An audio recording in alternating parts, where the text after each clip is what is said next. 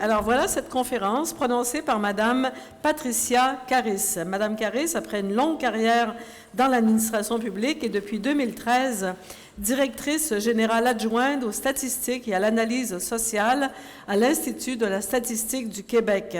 Elle est également responsable du secrétariat de l'Institut, de qui relèvent entre autres la protection des renseignements personnels et les affaires juridiques. Voilà, j'ai résumé évidemment une note plus longue encore. On vous écoute, Madame Caris. Merci.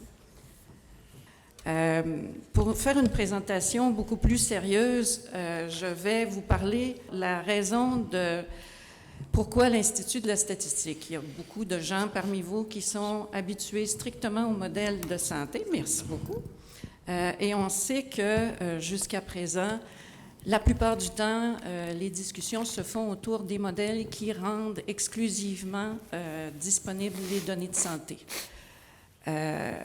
La statistique au Québec est moins connue. On a un institut de la statistique.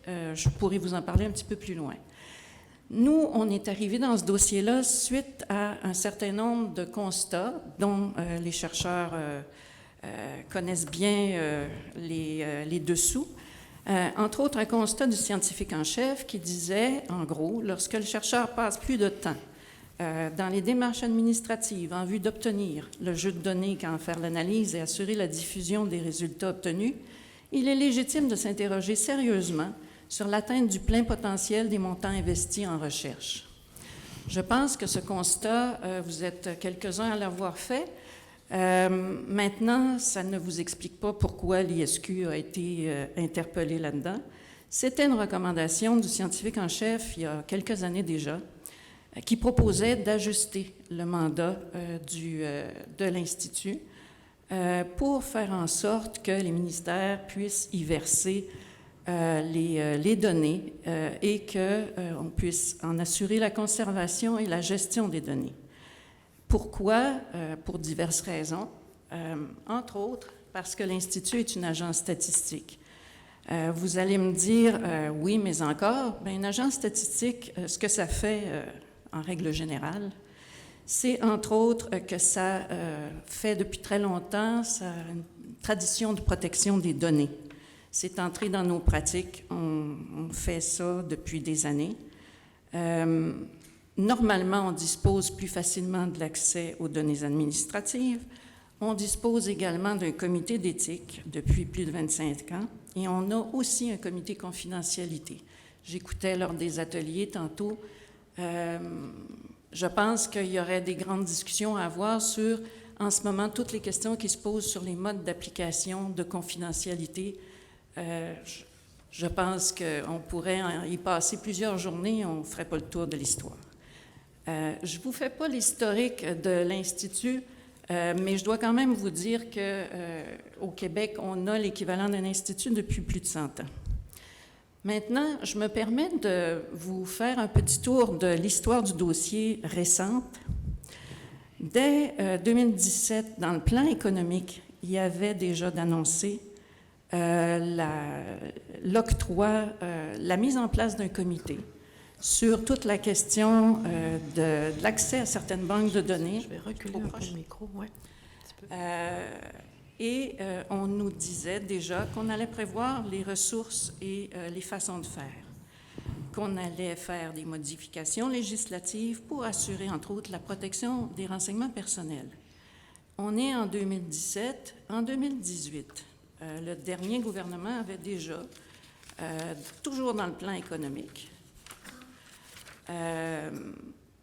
consacrer le fait que l'Institut devrait offrir une porte d'entrée aux chercheurs qui voudraient obtenir les renseignements détenus par les ministères et organismes. J'insiste, ici, on parle des données détenues par les ministères et organismes.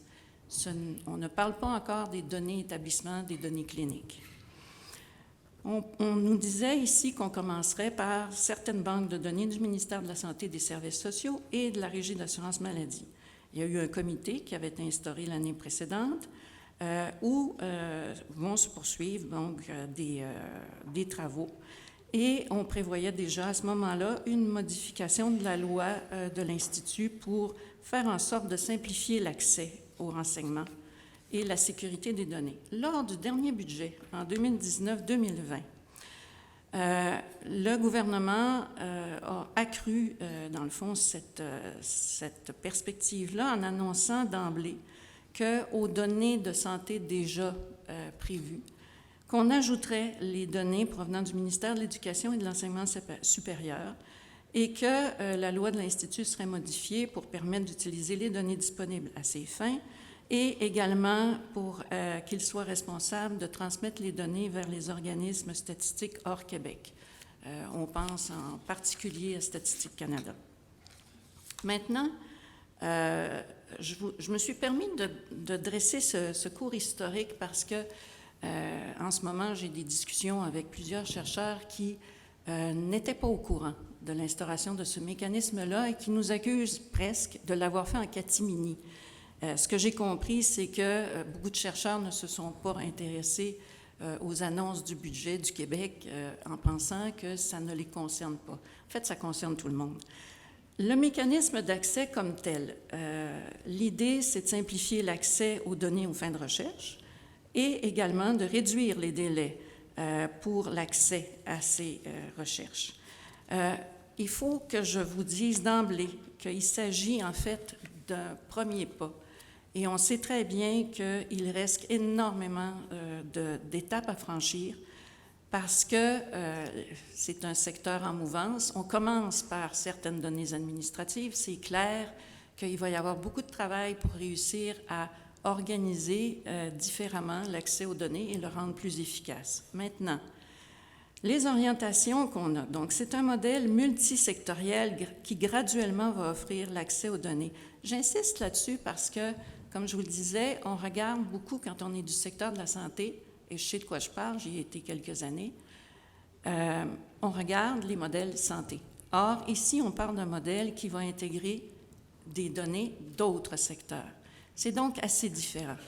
Et pour certains chercheurs, peut-être pas pour tous, mais le fait de pouvoir disposer de données de l'éducation et de données du revenu, entre autres pour commencer, ça peut avoir énormément de valeur.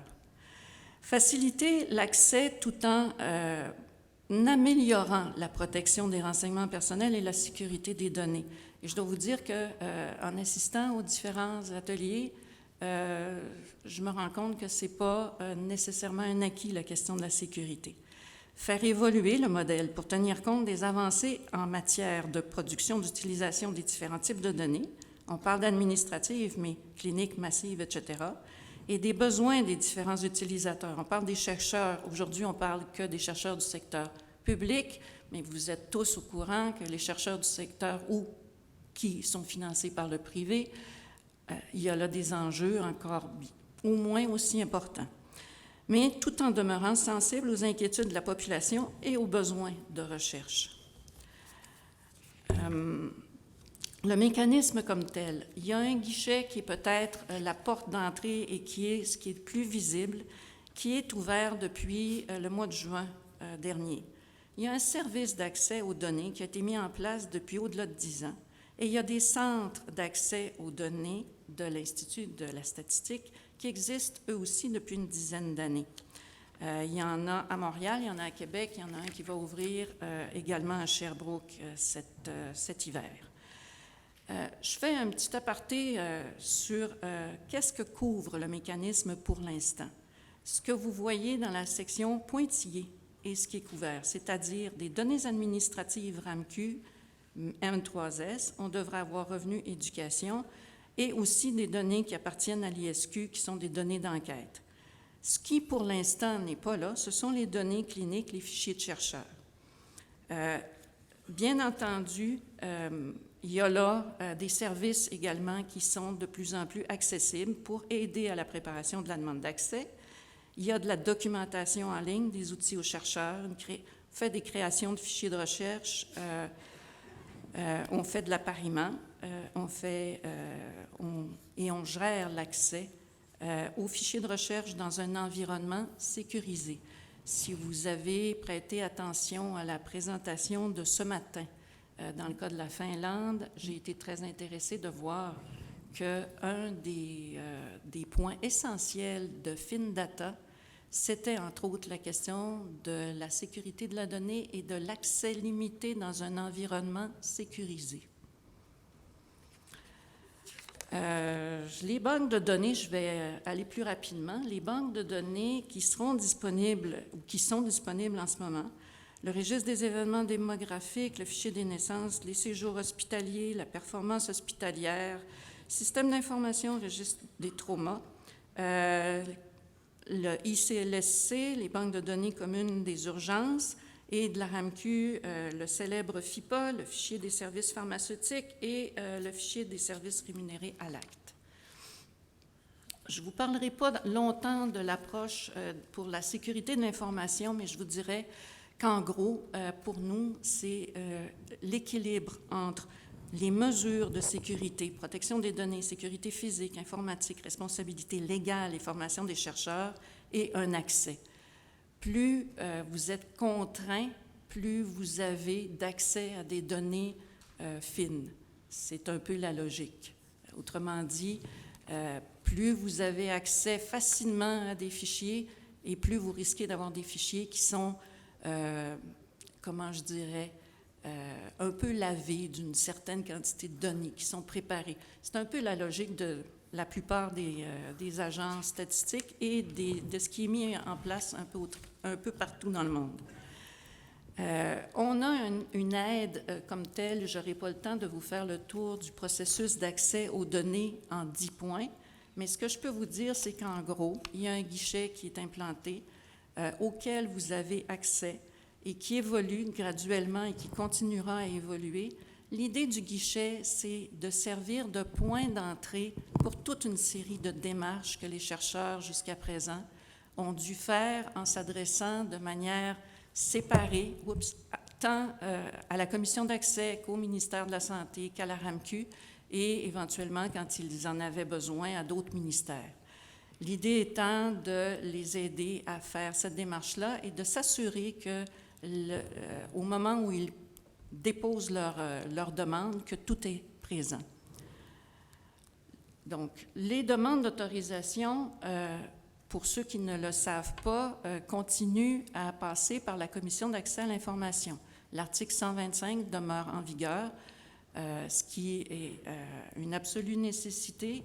Donc, c'est d'avoir, encore une fois, l'autorisation, l'avis favorable de la Commission d'accès. L'Institut se charge ensuite de faire une recommandation, d'analyser la demande et de faire une recommandation au ministère et à la RAMQ, ceci dans des délais raisonnables, c'est-à-dire que le ministère et la RAMQ ont 10 jours ouvrables pour répondre aux chercheurs une fois ces démarches complétées. C'est répétable une fois, donc au total, ça fait 20 jours. En gros, peut-être un détail, il y a un engagement administratif aussi qui va être demandé aux chercheurs et à son organisme d'affiliation. C'est quelque chose qui existe partout ailleurs au Canada et qui a énormément d'importance. Nous sommes, avec Terre-Neuve-Labrador, la seule province canadienne qui n'utilise pas cette façon de faire. Je vous fais un portrait de ce qui est le grand, je dirais, le grand désespoir de certains chercheurs, c'est le CADRISC. C'est un centre d'accès où vous avez un accès sécurisé aux données que vous souhaitez recevoir dans des murs avec quelqu'un qui vous surveille et qui vous empêche de partir avec les précieuses données. Et il y a également des possibilités d'avoir un accès à distance avec des fichiers qui sont préparés à ces fins, mais qui sont un peu moins riches que les fichiers auxquels vous avez accès normalement. Petite chose que je voudrais dire pour terminer. Je pense que c'est important, je ne sais pas si je peux reculer, oui, des orientations pour la suite. Je vous dirais des complémentarités nécessaires avec les initiatives déjà présentes, tant en milieu hospitalier que dans les universités. Autrement dit, vous êtes mieux placé que moi pour savoir qu'actuellement, dans le réseau de la santé comme dans d'autres endroits, il y a déjà beaucoup d'installations et de choses qui se font en matière d'utilisation des données. En matière de sécurité, il y a différentes mesures qui sont prises. L'idée, c'est de voir ce qui existe et de tenter de faire évoluer le modèle pour agir en complément avec ce qu'il y a déjà et de se donner des règles du jeu qui vont permettre, peut-être pas d'uniformiser, mais en tout cas d'avoir des règles claires et de faire en sorte que les gens puissent facilement avoir accès aux données le plus facilement possible, mais sans mettre en cause la question de la sécurité et de la confidentialité. Il faut tenir compte pour ça aussi des avancées technologiques, encore là pour améliorer tant la protection que l'accès aux données, rester à l'affût des innovations et des pratiques internationales, contribuer à une perspective gouvernementale sur la gestion et la valorisation des données, puis demeurer sensible aux inquiétudes de la population et aux besoins de recherche. Ma petite dernière, des incontournables. Alors, ce que je considère comme incontournable, et j'espère ne pas être la seule, c'est une perspective gouvernementale qui concilie les sensibilités sur l'utilisation de nos données et les ambitions de recherche et de valorisation. Une perspective qui fait le lien entre les données administratives, les données cliniques, le big data et l'intelligence artificielle. Merci beaucoup, Madame Caris. Merci. Alors, quelques minutes